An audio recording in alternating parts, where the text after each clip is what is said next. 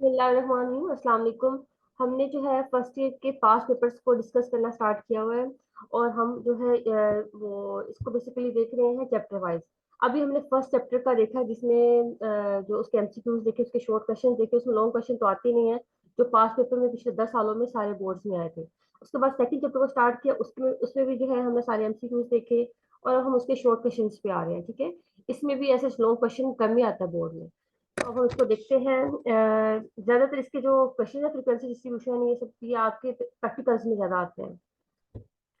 सबसे पहले है हमारे पास what is mean by classification. Classification क्या होता है ये आपने देखा होगा कि एमसीक्यूज में भी आया हुआ था और यहाँ पे भी आया हुआ है, और ये एक बार नहीं आया। देखें डिफरेंट बोर्ड्स में कितनी बार रिपीट हुआ है ये, बार बार बार बार। तो चीज मैं आपको जब मार्क करवाती थी क्लास में तो मैं कहती थी कि चीज इंपॉर्टेंट है, तो देखिए आप खुद भी आप देख लो उस चीज को।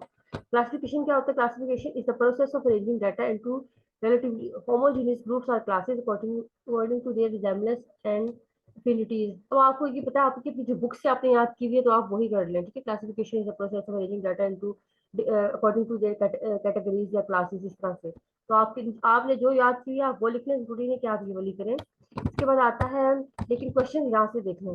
Define the term one way, two way and three way classification. अब क्लासिफिकेशन की तीन टाइप्स होती हैं, आपको मैंने हमने क्लास में भी पढ़ा हुआ है ये, कि अगर आपको डाटा को एक करेक्टरिस्टिक, ठीक है, वन करेक्टरिस्टिक की बेस पे आप डाटा को करते हो क्लासीफाई तो उसको हम कहते हैं वन वे। अगर टू करेक्टरिस्टिक की बेस पे आप करते हो तो वो कहलाता है टू वे। और अगर सिमिलरली आप थ्री करेक्टरिस्टिक की बेस पे करते हो तो वो थ्री वे। जैसे कि मैंने आपको क्लास में भी एग्जाम्पल दी थी, एक मेल है और एक फीमेल, इसको हम अरेंज करते हैं तो ये हमारा कहलाएगा वन वन, ठीक है, वन वे। अगर मजीद मैं कहती हूँ कि मैं देखती हूँ इन मेल फीमेल में से एजुकेटेड कौन है और अनएजुकेटेड कौन है, तो ये मेरा कहलाएगा टू वे। ठीक है, एजुकेटेड अनएजुकेटेड, ये हो जाएगा हमारे पास टू वे। अगर मैं मजीद देखती हूँ एजुकेटेड और अनएजुकेटेड की, दोबारा से मैं वो करती हूँ मजीद कि इसमें मैरिड और अनमेरिड कौन से हैं, तो मैं यहाँ से मजीद अपनी वो करती हूँ क्लासिफिकेशन। यहाँ पे आ जाएगा मैरिड और यहाँ पे आ जाएगा अनमेरिड, फिर इसमें भी आ जाएगा मैरिड और इसमें भी आ जाएगा अनमेरिड, सो मतलब सब में आ जाएगा मैरिड अनमेरिड। अब एक तरह से एक क्लासिफिकेशन ये हुई कि वो मेल फीमेल है। सेकंड हमने की कि एजुकेटेड और अनएजुकेटेड। थर्ड में हमने की कि वो उनके देखा माशरे से मतलब शादीशुदा है या नहीं। इस तरह से हमारी क्लासिफिकेशन हुई टू वे। इसको मजीद भी कर सकते हैं, मल्टी वे भी हो सकती है, लेकिन मैंने आपको बताया कि इस तरह से हम देखिए one way, two way, three way, इस तरह से क्लासिफिकेशन करते हैं। ठीक है, नेक्स्ट हम आते हैं इसके बाद थर्ड क्वेश्चन पर। What is mean by presentation of data. Data को प्रेजेंट करने का मतलब क्या है? यहाँ पे देखें, it is process of arranging observation into different classes और categories according to some common characteristic. Basically ये वाली डेफिनेशन हमने पढ़ी हुई है क्लासिफिकेशन के अकॉर्डिंग। तो उन्होंने कहा कि डाटा को एक प्रेजेंटेबल फॉर्म में लेके आना, इसका मतलब ये होता है कि हमने डाटा को, देखो अगर आपके पास कोई डाटा हो, मैं लेट्स सपोज आपसे आपके मार्क्स पूछती हूँ, हमने पहले भी इसको डिस्कस किया हुआ है, तो आपसे मार्क्स पूछूंगी, उसको मैं लिख लूंगी तो रैंडमली एक अजीब सा वो बन जाएगा मेरे पास सेक्टर फॉर्म में। लेकिन जब मैं उसको अरेंज करूंगी, डाटा को एक प्रेजेंटेबल फॉर्म में लेके आऊंगी, चाहे मैं उसको क्लासिफिकेशन करती हूँ, चाहे मैं उसका टेबल बनाती हूँ, चाहे मैं उसकी फ्रीक्वेंसी डिस्ट्रीब्यूशन बनाती हूँ, एक प्रेजेंटेबल फॉर्म में डाटा आ जाएगा, एक प्रिसाइज फॉर्म में डाटा आ जाएगा, समराइज फॉर्म में डाटा आ जाएगा, ऑर्गेनाइज फॉर्म में डाटा आ जाएगा। तो उसको फिर मैं कहूँगी कि मेरे लिए अच्छा है, मतलब देखना भी आंखों को भी देखने में अच्छा लगेगा, समझने में भी आसान होगा। तो इस तरह से बेसिकली हम डाटा को इसलिए प्रेजेंट करते हैं। फर्स्ट चैप्टर में हमने सीखा है कि डाटा को कलेक्ट कैसे करते हैं। ठीक है, पहले देखा कि डाटा होता क्या है, वेरिएबल क्या है। उसके बाद हमने जो है डाटा को कलेक्ट करने के दो मेथड पढ़े, एक हमारे पास प्राइमरी डाटा होता है, एक सेकेंडरी डाटा होता है। उसके बाद फिर हम इस चैप्टर में जो है बेसिकली डाटा को अरेंज करना, प्रेजेंट करना, ये सीख रहे होते हैं। ठीक है, अच्छा जी, अब थर्ड फोर्थ क्वेश्चन है हमारे पास, what are the types of classification. अब क्लासिफिकेशन की वो तो बेसिकली वो थी हमारे पास जो है यहाँ पे है, ये देखें, ये टाइप्स कहलाती हैं और ये इसकी क्या है, कितने टर्म्स में यूज होता है, defined terms, one way, two way, three way. ठीक है, ये तीन है जो इनको हम यूज करते हैं टर्म्स में। तो क्लासिफिकेशन इसकी चार तरह से होती है। क्वालिटेटिव क्लासिफिकेशन, क्वालिटेटिव क्या होगा, ये देखो एक तरह से यहाँ पे वेरिएबल की रिवील हो जाएगी। क्वालिटेटिव क्या होता है, जिसमें आपके पास क्वालिटी वाइज डाटा होता है, लेवल्स होते हैं, कैटेगरीज होती हैं। क्वांटिटेटिव का मतलब होता है कि आपकी न्यूमेरिकल वैल्यूज के अकॉर्डिंग कोई डाटा होगा, इस तरह से बना होगा। ठीक है, ज्योग्राफिकल का मतलब क्या होगा, कि लोकेशन के मुताबिक आपका डाटा होगा। ठीक है, कोई लोकेशन होगी जैसे कि लाहौर, इस्लामाबाद, पेशावर, इस तरह की कोई लोकेशन बनी होगी।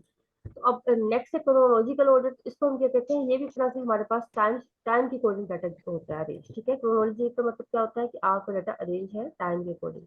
इस तरह से अरेंजमेंट ऑफ डाटा के बताया उन्होंने कि 4 टाइप्स में आप कर सकते हैं। नेक्स्ट है question number 5, what are the methods. अभी देखिए 2022 में पूछा हुआ ये लाहौर बोर्ड में, what are the different methods of presentation of data. मैं आपको बता रही, मैंने कहा था ना आप इसके नाम भी कर लें, जैसे कि मैंने कहा था आप टेबुलेशन कर रहे हो तो इसके नाम याद रख लें, पेपर में आ जाते हैं। आप जो है ये कर रहे हैं ये प्रेजेंटेशन, इसको देखो टेबुलेशन के थ्रू कर सकते हैं, ग्राफिकल के थ्रू कर सकते हैं, डायग्राम के थ्रू कर सकते हैं। तो ये आपके डाटा प्रेजेंट करने के डिफरेंट मेथड्स हैं। अब यहाँ पे आप एक एक्स्ट्रा क्लासिफिकेशन भी लिख सकते हो, ठीक है, आप लिख लोगे क्लासिफिकेशन, टेबुलेशन, ग्राफिकल या डायग्राम्स बना के हम कर सकते हैं। ठीक है, ये भी मैंने आपको बताया था ना ऊपर कि हम डाटा को प्रेजेंट करते हैं, ऑर्गेनाइज करते हैं, हम क्लासिफिकेशन करते हैं, और इसके अलावा टेबुलेशन कर लेते हैं, फ्रीक्वेंसी डिस्ट्रीब्यूशन बना लेते हैं, ग्राफ्स बना लेते हैं, चार्ट्स बना लेते हैं। ये सारे आपके यहाँ पे आ सकते हैं कि डाटा को प्रेजेंट करने के मेथड है। ठीक है, अच्छा जी, अब आता है नेक्स्ट क्वेश्चन हमारे पास टेबुलेशन से related. What are the main parts of that statistical table. अब देखो ये कितनी बार रिपीट हुआ, जो मैंने आपको कहा था कि इसके नाम जरूर आपने कर लेने हैं, आप इसकी डिटेल ना भी करें, कभी कभी आपको शॉर्ट क्वेश्चन में डिटेल भी आ जाती है, इसके एमसीक्यू भी बने हुए होते हैं, अक्सर ही बने हुए होते हैं स्टैटिस्टिकल टेबल्स की जो है। तो लेकिन नाम तो जरूर करने थे, और मैंने कहा था कि कोई कोई पॉइंट को कर भी लें। अब देखिए यहाँ पे क्या था, main part of statistical table क्या है, टाइटल पहले इसका होता है, box head, stub, body, respective notes, foot notes, source notes, ये सारे इसके क्या होते हैं, बेसिकली पार्ट्स के नाम है। स्टैटिस्टिकल टेबल के सबसे पहले हमारा टाइटल आता है, फिर हम बॉक्स हेड, इस तरह से मतलब जो जो बनाते जाते हैं ये सारे इसके नाम आ जाएंगे। नेक्स्ट है difference between row caption and column caption. अब ये आपने देखा होगा इसके इससे रिलेटेड आपके 3-4 एमसीक्यूज भी बने हुए थे, और देखिए क्वेश्चन भी बना हुआ है। तो चीजें इंपॉर्टेंट ही मैं देखूँ क्लास में बात करवाती थी, ताकि आप अच्छी तरीके से करें। जब आपकी रिवीजन है तो आपको पता चल जाना चाहिए कि वो पहली बार था, तो दूसरी बार में हम इसको अच्छी तरह से कर ले, ये चीज वाकई इंपॉर्टेंट है। तो बॉक्स हेड क्या होता है, the heading for entire column. ठीक है, कॉलम की हेडिंग को हम क्या कहते हैं, बॉक्स हेड कहते हैं, या कॉलम कैप्शन कहते हैं। ठीक है, आगे उन्होंने इसकी डिटेल दी हुई है, इसको आप पढ़ लीजिएगा। ठीक है, नेक्स्ट हमारे पास रो कैप्शन या फिर स्टब क्या होता है। ये दो दो नाम है, याद रखने हैं। इसका नाम क्या है, बॉक्स हेड, और दूसरा नाम क्या है, कॉलम कैप्शन। इस तरह से ये आ जाता है आपको एमसीक्यू में कि बॉक्स हेड क्या है, कॉलम कैप्शन क्या है। जैसे आ जाएगा कि रो कैप्शन क्या है, स्टब क्या है, तो ये पता होना चाहिए आपको। ठीक है, the heading of different rows is called are called row caption। ठीक है, रोज की हेडिंग को हम रो कैप्शन या स्टब कहते हैं, कॉलम की हेडिंग को हम क्या कहते हैं, बॉक्स हेड या फिर कॉलम। ठीक है, देखो आप देखोगे बॉक्स ही बना हुआ होता है ना, कि यहाँ पे हेडिंग आ जाएगी और इस तरह से कॉलम बना होगा, फिर यहाँ पे हेडिंग आ जाएगी कोई इसकी, इस तरह से एक तरह से बॉक्स बने हुए होते हैं ना। और यहाँ पे जो हेडिंग आती है वो स्टब, ये मतलब डिफरेंट नेम है, तो आपने इसको याद कर लेना। अब नेक्स्ट आते हैं उसके बाद हमारे पास व्हाट इज टेबुलेशन। बाकी देखो आप कभी देखोगे ये चीजें इतनी ज्यादा टाइटल्स बॉडी इन चीजों के से नहीं, लेकिन ये बॉडी बॉक्स हेड और स्टब की डेफिनेशन सेपरेट भी पूछ लेते हैं, और नाम में तो सारी आ जाते हैं ना फिर। और एमसीक्यूज में भी ये दोनों ही थे, बॉक्स हेड और रो सेक्शन। What is tabulation. अब टेबुलेशन की डेफिनेशन पूछते हैं, देखिए कितने बोर्ड्स में आई हुई है और बार बार बार रिपीट हुई है। देखो ये 3-4 बार एक बार रिपीट होगी, लाहौर बोर्ड में भी, सब जगहों पे। ठीक है, important definition, the process of making tables are arranging data into rows and columns. ठीक है, क्या डिफरेंस है उसमें, हम करते हैं क्लासिफिकेशन में भी हम अरेंज कर रहे होते हैं डाटा को, लेकिन क्लासेस में या अकॉर्डिंग टू कैरेक्टरिस्टिक्स। अब यहाँ पे क्या कर रहे होते हैं, रोज एंड कॉलम्स में हम डाटा को अरेंज कर रहे होते हैं, तो इसको हम कहते हैं टेबुलेशन। ठीक है, अब टेबुलेशन सिंपल भी हो सकता है, डबल भी हो सकता है, ट्रिपल भी हो सकता है, और complex depending upon the number of characteristics involve. ठीक है, ये इसकी टर्म्स आ गई, जैसे उसकी थी के 1 वे, 2 वे, 3 वे। नेक्स्ट आता है अब हमारे पास थर्ड मेथड डाटा को अरेंज करने का या वो ऑर्गेनाइज करने का, फ्रीक्वेंसी डिस्ट्रीब्यूशन। ये भी बहुत इंपॉर्टेंट डेफिनेशन है, मैं आपको बार बार बताती रही थी क्लास में। फ्रीक्वेंसी डिस्ट्रीब्यूशन की डेफिनेशन क्या है, frequency distribution is a tabular arrangement of data that shows the distribution of observation among different classes. अब हमने यही डेफिनेशन की हुई है आपकी बुक में भी, आई थिंक यही है, यही डेफिनेशन हमने दी हुई है। तो ये देख लें कितनी बार रिपीट हुई है और बार बार आई हुई है, इसका मतलब ये बहुत इंपॉर्टेंट डेफिनेशन है, इसको अच्छे तरीके से आपने कर लेना है। ठीक है, अच्छा इसके बाद आपका फ्रीक्वेंसी की डेफिनेशन भी इंपॉर्टेंट है, वो आगे आती है, नहीं आती तो फिर आपने इसको कर लेना है। अच्छा, क्लास मार्क या मिड पॉइंट क्या होता है। अब हमें पता है कि हमारा जो डाटा को हम लोअर और अपर को ऐड करके बनाते हैं उसको हम क्लास मार्क या फिर क्या कहते हैं, मिड पॉइंट। और class mark is average value of lower and upper class units, और क्लास बाउंड्रीज की भी बना सकते हैं, मैंने आपको कहा हुआ है कि क्लास लिमिट्स की भी बना सकते हैं, दोनों की सेम आएंगी। It is also called mid point, mid point भी कहते हैं, क्लास मार्क भी कहते हैं, और इसको एक्स से डिनोट करते हैं हम, आपको पता ही है, lower plus upper divided by 2 करके, ठीक है। इसके बाद आता है नेक्स्ट हमारे पास डिफाइन क्लास फ्रीक्वेंसी। फ्रीक्वेंसी क्या होता है, अभी फ्रीक्वेंसी की डेफिनेशन आ गई है, ठीक है, ये भी बहुत इंपॉर्टेंट है। The number of values following in a particular class या specified class is called class frequency या frequency. It is denoted by f, small f से डिनोट करते हैं हम। कैपिटल एफ से हम डिनोट करते हैं जो हमारी होती है वो कम्युलेटिव फ्रीक्वेंसी को, लेकिन इसको हम स्मॉल एफ से करते हैं। नेक्स्ट आता है डिफाइन। डिफाइन द फॉलोइंग अरे अनग्रुप और ग्रुप डाटा। ग्रुप और अनग्रुप डाटा की डेफिनेशन भी बहुत इंपॉर्टेंट, इनकी डिफरेंस अक्सर पेपर में पूछ लेते हैं। अभी तक ये जो डेफिनेशन आई है कि मैंने आपको दिसंबर टेस्ट में भी मोस्टली दी हुई थी। अच्छा जी, अब क्या होता है ग्रुप और अनग्रुप डाटा, क्या होता है अरे का मतलब तो आपको बताया था मैंने एमसीक्यूज में भी, अरेंज ऑफ डाटा असेंडिंग और डिसेंडिंग ऑर्डर में हो सकती है, तो इसको हम क्या कहते हैं अरे, ठीक है। अगर कोई अरेंज डाटा अरेंज है असेंडिंग ऑर्डर में या डिसेंडिंग ऑर्डर में, इसको हम कहते हैं अरे। फॉर एग्जांपल असेंडिंग ऑर्डर में हो सकता है कि 1 4 6 7, और डिसेंडिंग में हो सकता है 7 6, यानी कि ये इंक्रीजिंग ऑर्डर में है और ये डिक्रीजिंग ऑर्डर में है, ठीक है। तो इसको हम कहते हैं डाटा क्या है अरे है। नेक्स्ट अनग्रुप डाटा क्या होता है, तो अनग्रुप डाटा हमारे पास होता है the data which is not return in the form of frequency distribution is called group data, ठीक है। अनग्रुप डाटा सॉरी, वो डाटा जो हमारे पास जो है फ्रीक्वेंसी डिस्ट्रीब्यूशन के फॉर्म में नहीं लिखा होता उसको हम कहते हैं अनग्रुप डाटा। और ये फ्रेश डाटा होता है, raw data that has been collected for the first time, यानी कि वो डाटा जो अभी कलेक्ट किया गया है फर्स्ट टाइम, उस पर कोई ना कोई स्टैटिस्टिकल ट्रीटमेंट अप्लाई नहीं हुआ, that have not undergone any statistical treatment, ठीक है। अच्छा जी, इसके बाद ग्रुप डाटा क्या होता है, when the data ungrouped data are arranged, यानी कि अनग्रुप डाटा को जब हम अरेंज कर लेते हैं अकॉर्डिंग टू क्लासेस और groups with their respective frequencies are called group data. जब हम अनग्रुप डाटा को ग्रुप डाटा में बनाते हैं, उसकी क्लासेस बना ली, उसकी फ्रीक्वेंसी बना ली, तो उसको हम क्या कहते हैं ग्रुप डाटा। समझ आ गई। अनग्रुप में क्या होता है फ्रीक्वेंसी नहीं होती, फ्रीक्वेंसी की फॉर्म में नहीं होता, और ग्रुप में क्या होता है कि फ्रीक्वेंसी की फॉर्म में होता है। इन दोनों की डेफिनेशन कर लेनी है, यहाँ से करनी है तो यहाँ से कर लें, अपनी बुक से करनी है तो बुक से कर लें। नेक्स्ट आता है हमारे पास क्लास लिमिट्स और क्लास बाउंड्रीज में डिफरेंस। ये भी मैंने आपको बताया था कि इम्पोर्टेंट है, और आपने अपनी शायद मैंने आपको सेंड की डेफिनेशन उस टाइम पे, तो ये अब ये भी देख लेते हैं दोबारा से।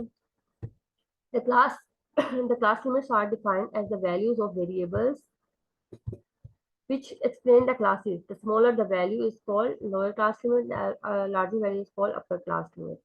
They are stated in such a way that are mutually exclusive.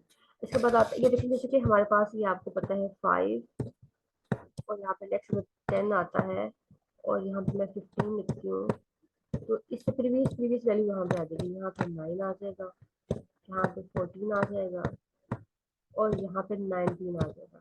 इनको मैं कहूंगी ये मेरी क्या है क्लास लिमिट्स है, बार बार बता रही हूँ, क्या कहलाएंगी क्लास लिमिट्स। और इनका दूसरा नाम क्या होता है मैंने आपको वो भी बताया था पेपर में, अक्सर ये डायरेक्ट इस नाम भी आ सकते हैं क्लास लिमिट्स और क्लास बाउंड्रीज। कभी कभी कह देते हैं difference between inclusive and exclusive classes. तो अब ये बेसिकली जो हमारे पास क्लास लिमिट्स होती हैं ये होती है इंक्लूसिव, क्या कहलाती हैं ये इंक्लूसिव। इनको भी अच्छे तरीके से माइंड में बिठा लें, एमसीक्यूज के लिए भी और वैसे भी, ठीक है, इंक्लूसिव होती है। अगला हमारे पास लेट्स सपोज मैं कहती हूँ मेरे पास की वैल्यूज हैं 5 से 10 तक, 10 से 15 तक, 15 से 20 तक, ठीक है। ये मेरी कहलाएंगी क्लास बाउंड्रीज। क्या कहलाती हैं ये क्लास बाउंड्रीज कहलाती हैं। और दूसरा नाम इसका होता है हमारे पास अब इसे मेरे से माउस से लिखा भी नहीं जाता, मतलब दूसरा नाम क्या है इसका एक्सक्लूसिव, ठीक है। दूसरा नाम क्या होता है एक्सक्लूसिव। बच्चों की रिवीजन नहीं हुई थी वो इस तरह से देखते गए, आपकी पिछली रिवीजन नहीं हुई है। इसको हम कहते हैं एक्सक्लूसिव क्लासेस। एक्सक्लूसिव का मतलब क्या होता है, इंक्लूसिव का मतलब क्या होता है, देखो अब जैसे कि मैंने कहा ये मेरी सारी वैल्यूज लोअर होती हैं, सारी वैल्यूज अपर होती हैं। जब मैंने क्लास लिमिट्स को कंसीडर करना है और फ्रीक्वेंसी बनानी है, तो मैंने देखो 5 से लेके 9 तक जितनी भी वैल्यूज आ रही होंगी उसके सामने उसकी फ्रीक्वेंसी लिख दी, 10 से लेके 14 तक जितनी भी वैल्यूज आ रही होंगी उनकी फ्रीक्वेंसी लिखती। अब 15 से लेके 19 तक जितनी भी वैल्यूज आ रही होंगी उनकी उनके सामने फ्रीक्वेंसी लिखती है, ठीक है, दैट्स इट। अब यहाँ पे ये बात होती है कि जब मैं इस पे आती हूँ 5 से 10 तक, 5 से 10 तक मेरी जितनी भी वैल्यूज आ रही है मैंने 10 को कंसीडर नहीं करना, 10 तो यहाँ पे भी आ रहा है, 10 तो फिर रिपीट हो जाएगा, रेपिटेशन हो जाएगी। मैंने इस वाले जो अपने जो अपर्स हैं इसमें अपर वाले को एक वैल्यू पीछे कंसीडर करना। अगर ये 10 है तो मैं 9 तक जाऊंगी, ये 15 है तो 14 तक जाऊंगी, अगर ये 20 है तो 19 तक जाऊंगी। अगर लेट्स सपोज आपके पास डाटा पॉइंट्स में हो जाए तो पॉइंट को एक पीछे कर देना आपने, एक वैल्यू हमेशा पीछे करनी है, क्योंकि हमारे पास फिर ये क्या हो जाती है, ओवरलैप कर जाती है। ये क्लासेस क्या हो जाती हैं फिर ओवरलैप, यहाँ पे भी ये, यहाँ पे भी ये, यहाँ पे भी ये, इस तरह से ओवरलैप कर जाएंगी। इसलिए हमने क्या करना होता है, एक्सक्लूसिव का मतलब क्या, एक्सक्लूड करना, निकालना, कि मैं लास्ट वाली क्लास में से एक वैल्यू को क्या कर रही हूँ, निकाल रही हूँ, एक्सक्लूड कर रही हूँ। इंक्लूसिव का मतलब क्या है, इंक्लूड करना, मैं सारी वैल्यूज को इंक्लूड कर रही हूँ, 5 को भी और 9 को भी इंक्लूड कर रही हूँ। तो ये हो गया इंक्लूसिव और एक्सक्लूसिव का मतलब भी, और ये हमारी क्लास बाउंड्रीज कहलाती हैं, और वो हमारी क्लास लिमिट्स कहलाती हैं। तो क्लास बाउंड्री की डेफिनेशन भी देख लेते हैं। The class boundaries are the exact value, ठीक है, exact value which break up one class from another. The smaller value of the class boundary is called lower class boundary, and the upper value is called upper class value. The upper class boundary of class matches with the lower class boundary of the next, यानी कि वो कह रहे हैं कि जो upper class आपकी होती है वो next वाले की lower से मैच कर रही होती है, ठीक है। यहाँ पे उन्होंने ये बता दिया। अब आपकी अपनी मर्जी है, देखो लाहौर बोर्ड में 2022 में ये चीजें इंपॉर्टेंट इसलिए आई है, देखो 18 में भी आया हुआ, तो ये चीजें रिपीट हो रही है बार बार। अब आपने जो है चाहे तो यहाँ से कर ले, या जो पहले याद की हुई वो कर ले, लेकिन बस अपने कॉन्सेप्ट ले लिया कि आपके पास क्लास लिमिट्स क्या होता है, क्लास बाउंड्रीज क्या होता है, और इसकी एग्जांपल्स आपके पास पेपर में। देखो गर्ल्स, जब भी आएगा ना, मैंने आपको कहा था अच्छा इंप्रेशन देने के लिए आपने जरूर एग्जाम्पल के तौर पे यही वैल्यूज लिखने हैं। मैं ये नहीं कहती कि आप अपनी तरफ से को याद करके लिखें, आप ये 5 से 9 10 से यही वाले लिख लें, क्लास बाउंड्रीज के लिए भी लिखें, क्लास लिमिट्स के भी लिखें, डेफिनेशन लिखें साथ, फिर उसके बाद उसकी डाटा की मतलब एग्जाम्पल भी दे दी, जैसे मैंने यहाँ पे लिखा है। तो ये इंपॉर्टेंट डेफिनेशन है, अभी तक कोई देखो जो भी सेकंड चैप्टर की पढ़ रहे हैं हम, सारी इंपॉर्टेंट है। नेक्स्ट है हमारे पास, ये देखो ये भी 2021 में रिपीट हुआ है। What is the class interval और क्लास विथ, क्लास इंटरवल या क्लास विथ क्या होता है। The difference between upper and lower class boundaries is called class interval or the width. It may be obtained by finding the difference between two successive class marks. आप दो mid points को भी minus करके निकाल सकते हो, और आप दो कंसेक्टिव अपर को माइनस करके भी निकाल सकते हो, और आप दो कंसेक्टिव लोअर को भी माइनस करके निकाल सकते हो। जैसे कि लेट्स सपोज अभी जो हमने बनाया था, मैं उसी वाले डाटा को ले लेती हूँ, 5 से 9, 10 से 14, 15 से 19 जो भी है। अच्छा, अब यहाँ पे हमने क्या करना है, इन दोनों वैल्यूज का, दो कंसेक्टिव अपर का मैंने लोअर का सॉरी दो कंसेक्टिव लोअर का मैंने डिफरेंस लिया, तो मेरे पास आ जाएगा 5। दो कंसेक्टिव अपर का डिफरेंस लिया तो वो भी क्या आ जाएगा 5। अगर लेट्स सपोज यहाँ पे मैंने मिड पॉइंट्स भी लिखे हुए हैं, मिड पॉइंट मुझे एग्जैक्ट नहीं पता, चलो लेट्स सपोज मैं कहती हूँ 7 आ जाएगा, और यहाँ पे 13 आ जाएगा, नहीं 13 12 होगा। अब मैं 12 में से माइनस करती हूँ 7 को, तो मेरे पास क्या आ जाएगा 5 आ जाएगा, ठीक है। तो आपने मिड पॉइंट से भी देख लेना कि आपका वही आएगा, और आपने इन वैल्यूज दो कंसेक्टिव लोअर को करके देख लें, दो कंसेक्टिव अपर को करके देख लें, दो कंसेक्टिव मिड पॉइंट को करके देख लें, आपका जो है क्लास इंटरवल सेम आएगा, और ऐसे ही हम इसको कैलकुलेट करते हैं, ठीक है। इसकी डेफिनेशन को भी कर लेना है। नेक्स्ट आता है डिफरेंस बिटवीन, अब दोबारा से देखो रिपीट हो गया, difference between class limits and class boundaries हम ऊपर पढ़ चुके हैं, इसको रिपीट करने की जरूरत नहीं है, तो बस आपने देख लेना क्लास लिमिट्स क्या होता है और क्लास बाउंड्रीज क्या होता है। जहां से आपको आसान लगता है आपने इसको वहां से याद कर लेना है, लेकिन याद जरूर कर लेना है। इसके बाद है write down the main steps in the construction of frequency distribution. अच्छा, ये क्वेश्चन है राइट डाउन द स्टेप्स, मैंने आपको जब पढ़ाया था, मैं आपको क्लास में बताया था, तब भी मैंने कहा था कि मैंने कोई एग्जाम दिए थे कि उसमें भी आया था, हायर क्लासेस में भी आ जाता है कि आप स्टेप्स लिखे उसके। तो आपने इसके स्टेप्स में क्या लिखना होगा, मेन स्टेप्स है इसका, पहला स्टेप होगा कि आपने रेंज लिखनी है, range equal to maximum value minus minimum value. Next step हमारे पास होता है कि हमने नंबर ऑफ क्लासेस निकालनी है, 1 plus 3.3 log of N, N हमारे पास नंबर ऑफ वैल्यूज होता है। उसके बाद हमने क्लास इंटरवल निकालना है, तो वो होता है आर ओवर, आप इसको यहाँ पे सी नाम देते हो तो सी रख दो, एम है तो एम रख दो, के है तो के रख दो, या आपके डिफरेंट आपके अपने ऊपर डिपेंड करता है। तो यूजली आपकी बुक में इसकी नोटेशन यूज होती है सी की या के, एम की नहीं होती, तो आप चाहे तो जो मर्जी इसको रखें, ठीक है। तो ये इस तरह से R over C, R over K, R over M करके आप निकाल सकते हो एज। तो 3 स्टेप ये हो गए। चौथा स्टेप अगर आप लिखना चाहो तो आप ये कह सकते हो कि आपने स्टार्टिंग वैल्यू क्या लेनी है, कोई मल्टीपल लेना है, और इसके अलावा फिर उस मल्टीपल में अपना इंटरवल ऐड करके नेक्स्ट नेक्स्ट वैल्यू जाती जाएंगी। अच्छा जी, आगे आता है हमारे पास, देखें for the class interval 4 to 7, ये इस तरह से लिख लिया। उन्होंने क्लास बाउंड्रीज बनाए, तो क्या किया हमने, क्लास बाउंड्री बनाने के लिए हमें मेथड पता है ना, हमें हमने क्या किया, इन दोनों वैल्यूज के दरमियान में डिफरेंस लिया। हमेशा हमेशा पॉइंट्स में डाटा हो, डबल पॉइंट्स में हो, 2 डेसिमल, 3 डेसिमल, 4 डेसिमल, जितने मर्जी डेसिमल हो, हमें कोई फर्क नहीं पड़ता। हमने क्या करना है, हमने इस तरह से करना है, ये वाली वैल्यू में से इस वाली वैल्यू को माइनस करना। ठीक है, ये क्या है, लोअर टू में से हमने क्या करना है, अपर वन को माइनस करना है और डिवाइडेड बाय 2 करेंगे। जो भी वैल्यू आएगी, जैसे कि यहाँ पे 0.5 आ जाएगी, जो भी वैल्यू आएगी फिर उसको हमने जो है अपनी लोअर में से माइनस करते जाएंगे और अपर में उसको हम ऐड करते जाएंगे। तो इस तरह से हमारी क्लास बाउंड्रीज जनरेट होती जाएंगी। जैसे कि 4 में से मैंने माइनस किया 0.5 तो बन जाएगा 3.5। 7 में मैंने ऐड किया 0.5 तो बन जाएगा 7.5। 8 में से माइनस किया तो 7.5, ऐड किया तो 11.5। सो ऑन, इस तरह से हमारे पास क्लास बाउंड्रीज बन जाएगी। ठीक है, लेट्स सपोज वो कह देते हैं कि इसका मिड पॉइंट निकालें। तो आपने मिड पॉइंट निकालने के लिए हम उसको एक्चुअली नोट करते हैं, क्या करना होता है, lower plus upper divided by 2। ठीक है, इस तरह की चीजें, छोटी छोटी चीजें आपके पेपर में आ जाती हैं, तो आपको पता भी होनी चाहिए। क्वेश्चन में भी आप करते हो तो यहाँ भी पता होनी चाहिए, lower plus upper divided by 2 करके आप इसका मिड पॉइंट पे निकाल सकते हैं अगर उन्होंने कहा तो। यहाँ पे जस्ट क्लास बाउंड्री दिखाना। अच्छा जी, इसके बाद आता है नेक्स्ट। अच्छा, मिड पॉइंट का नाम लेने की देर से वो आ गया है। What do you know about the mid point? Mid point के बारे में आप क्या जानते हैं? अभी पीछे भी रिपीट हुआ था तो उसकी डेफिनेशन हमने पढ़ ली थी, तो ये आपको पता ही है। नेक्स्ट आता है कम्युलेटिव फ्रीक्वेंसी डिस्ट्रीब्यूशन क्या होता है। ठीक है, अब ये भी बहुत इंपॉर्टेंट क्वेश्चन है, 18 में, 19 में, डिफरेंट बोर्ड्स में बार बार रिपीट हुआ है। रिलेटिव फ्रीक्वेंसी क्या है और कम्युलेटिव जो है आपके पास फ्रीक्वेंसी क्या होता है। रिलेटिव फ्रीक्वेंसी को मैंने आपको बताया था, जब हमने इसके एमसीक्यूज भी किए थे तब भी मैंने बताया था कि आप फ्रीक्वेंसी ओवर टोटल फ्रीक्वेंसी करते हैं और इसका सम याद रखना हमेशा 1 के इक्वल बनता है। एक तरह से हमारे पास प्रोबेबिलिटी ही होती है। और ये क्या है, फ्रीक्वेंसी ऑफ क्लास, देखो जो आपका फॉर्मूला है ना वही आपको डेफिनेशन में एक्सप्रेस किया होता है, frequency of a class divided by total frequency, यानी कि फ्रीक्वेंसी को, जो क्लास की फ्रीक्वेंसी है उसको टोटल फ्रीक्वेंसी से डिवाइड कर दिया, is called relative frequency. Next, आपके पास what is mean by cumulative frequency?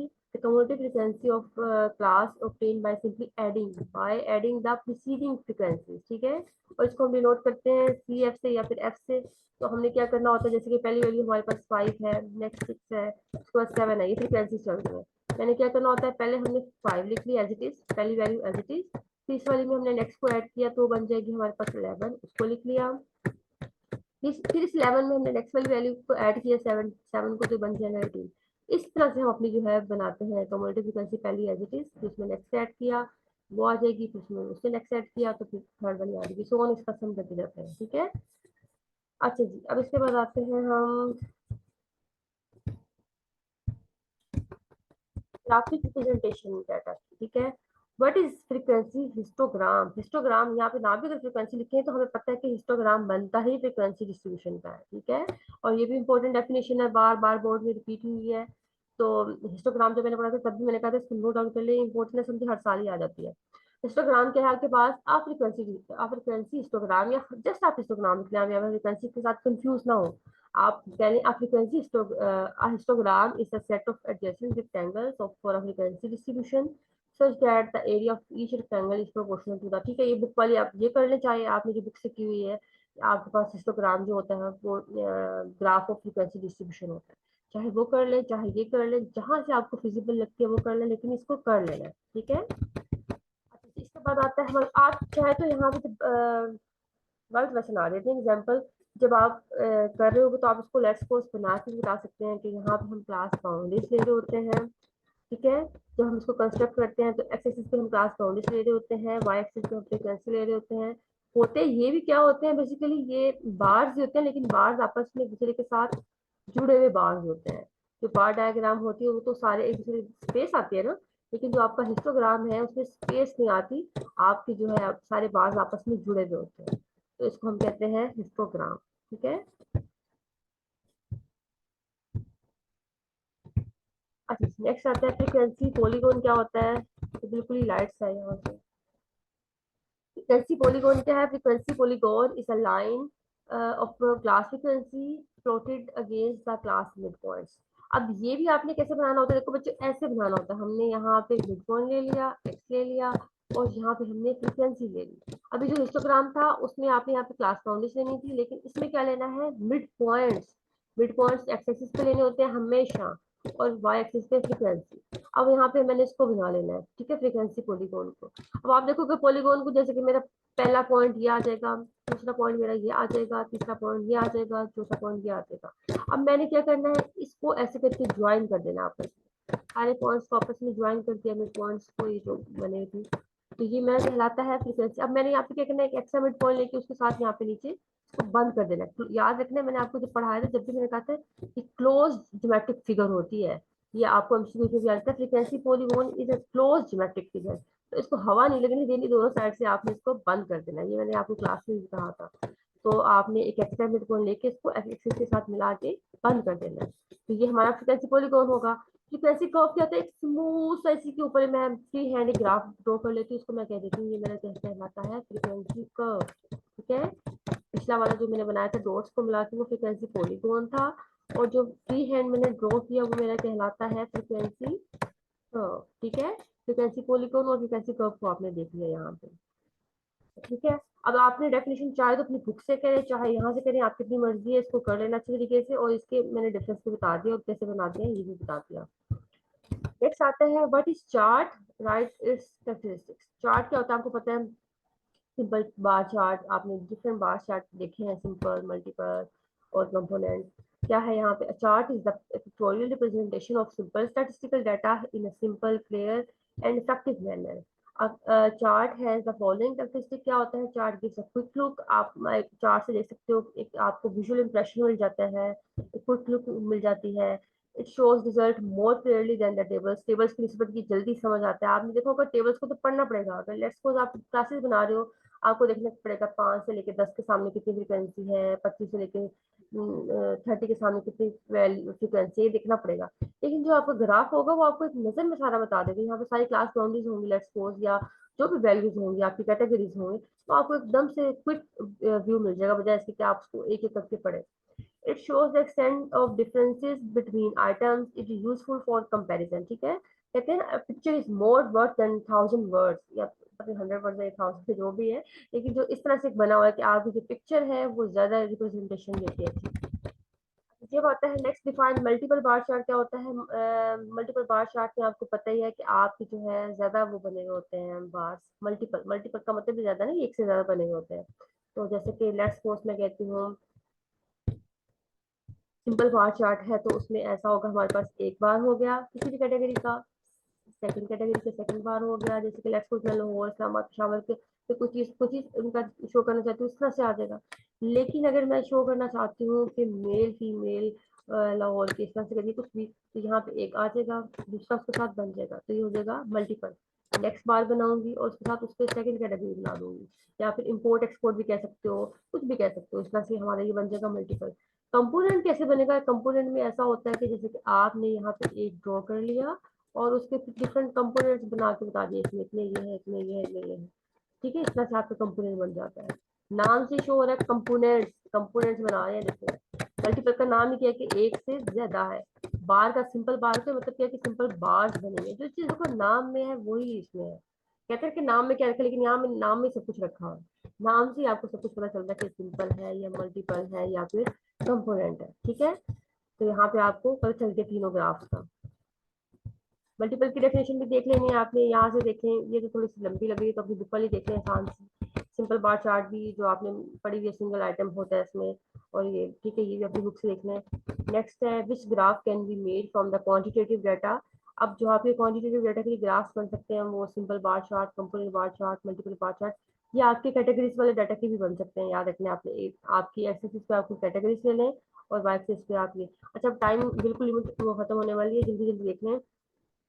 Frequency histogram क्या होता है, हिस्टोग्राम की डेफिनेशन हमने ऊपर पढ़ ली है, वही है यहाँ पर दोबारा से। और गिफ क्या होता है, और गिफ हमें पता है कि हमारे पास यहाँ पे इस तरह से होता है कि एक्स एक्सिस पे हमने लेना होता है अपने जो है अपर क्लास बाउंड्रीज लेनी होती है, ठीक है, अपर क्लास बाउंड्रीज। अब टाइम कम है बिल्कुल, और यहाँ पे लेना होता है कम्युलेटिव फ्रीक्वेंसी, ठीक है। Upper class boundaries cumulative frequency, इसको हम कहते हैं ओगिव या ओजाइव। अच्छा इसके बाद इसकी डेफिनेशन आपने देख लेनी है, ये वाली करनी है, ये कर ले, बुक वाली करनी है तो बुक वाली कर ले। क्या आपने क्या करना होता है, कम्युलेटिव फ्रीक्वेंसी को प्लॉट करना होता है गेस अपर क्लास बाउंड्रीज के, अभी जो मैंने बनाया बताया वही। नेक्स्ट है एक्सप्लेन पाई चार्ट। क्या पाई चार्ट को भी देख लेना कि इसकी 360 उसकी डिग्री टोटल होती है। वो एक आपके पास क्या होता है, सेक्टर डायग्राम भी कहते हैं उसको, डिवीजन भी, सर्कुलर रीजन भी, डिफरेंट इसके नाम है। हिस्टोरीग्राम क्या होता है, टाइम सीरीज का जो ग्राफ होता है उसको हम हिस्टोरीग्राम कहते हैं। और लॉन्ग क्वेश्चन इस चैप्टर में, मतलब जो इस चैप्टर से प्रीवियस 10 सालों में किसी भी बोर्ड में नहीं पूछे गए, तो